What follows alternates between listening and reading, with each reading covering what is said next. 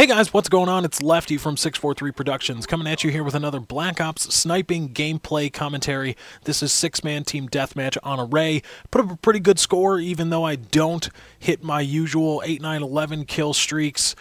But I think I found a way to still make it enjoyable for both myself and for my YouTube subscribers and people that just watch my videos or come across my videos on YouTube. Anyway, I was thinking about topics for my video or my next video, and I thought, you know what, it would be a perfect time because there's a lot of things I want to talk about to bring back Gallimaufry for its 3rd edition. So here we go with Gallimaufry Part 3. A lot of things I want to get to. First of all is something I hit on in my last video, and that is the idea of people saying that quickscoping is back or that sniping is now balanced in Black Ops after patch 1.07. And I want to point a few things out. Number one being that quickscoping isn't back. The idea that when you scope in, as soon as you scope in, as soon as you see the crosshairs, you can hit somebody as a result of skill.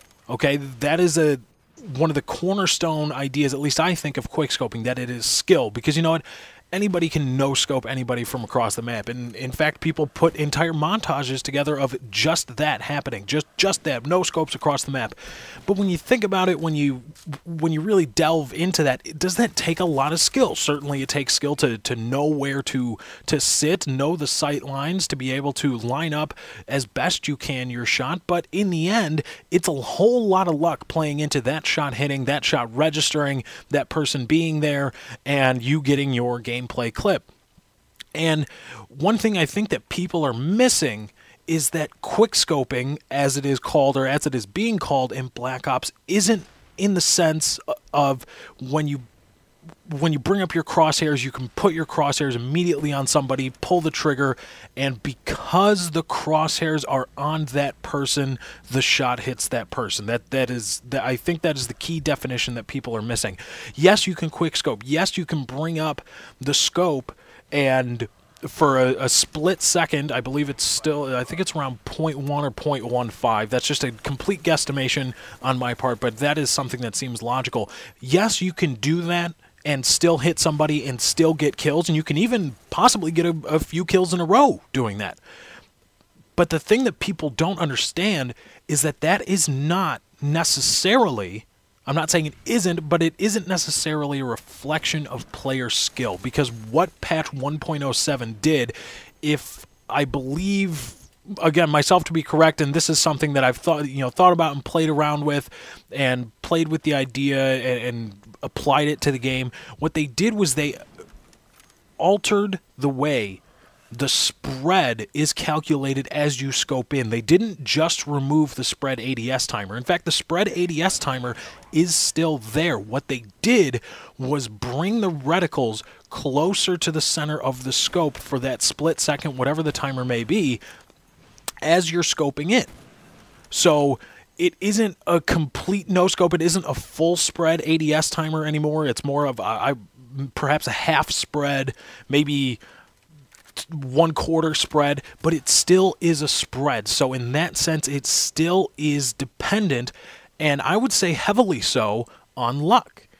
Quickscoping in this game is possible in that you can hit an enemy as soon as you bring up your scope. Can you do that? Yes. However, is it reflective of a player's skill? Can you put your crosshairs on that person and hit them? I would say no, it is not. Because you are still hitting somebody because the bullet traveled within that smaller spread, but still that spread, and hit that person. You don't know what the spread is. You have no idea where it is. It doesn't necessarily show it. I don't think there's a way for you to determine where or what exactly it is at a given amount of time, or at a given time in that spread ADS timer. And so I would say that quickscoping is not back. It's not. And because of that, because of my arguments that to have balanced sniping, at least in the Call of Duty franchise, quickscoping in the sense that when you put your crosshairs on somebody, as soon as you bring up the scope and pull the trigger, that person, or fire the bullet in the game context, that person gets hit. Quickscoping is not possible, and because of that, sniping is not balanced.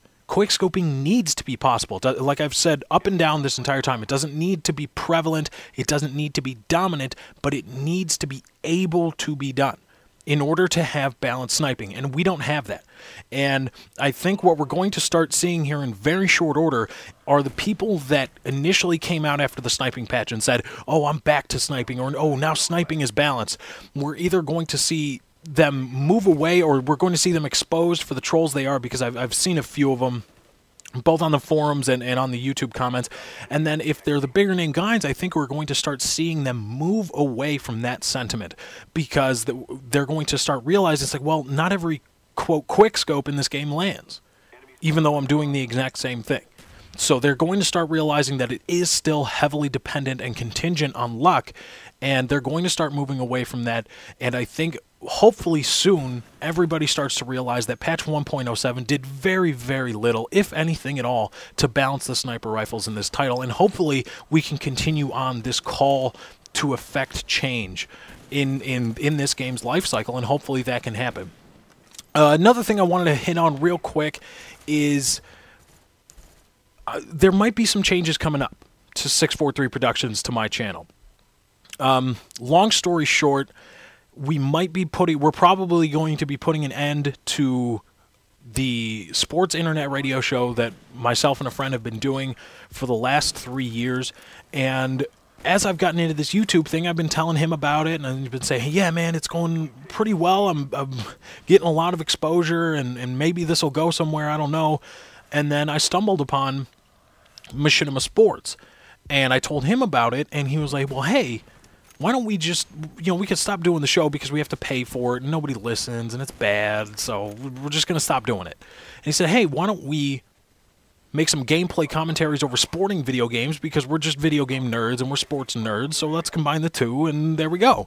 So I'm going to be trying to get sporting gameplay commentaries on Machinima Sports, and I'm going to try to get that started. So I don't know as of yet if I'm going to be posting those kinds of videos on this channel. I have yet to decide whether I want to combine those two. I don't know if you guys will be interested in that kind of thing. I know some of you, I think that some of you will, but I know that there's a good portion of you that probably won't.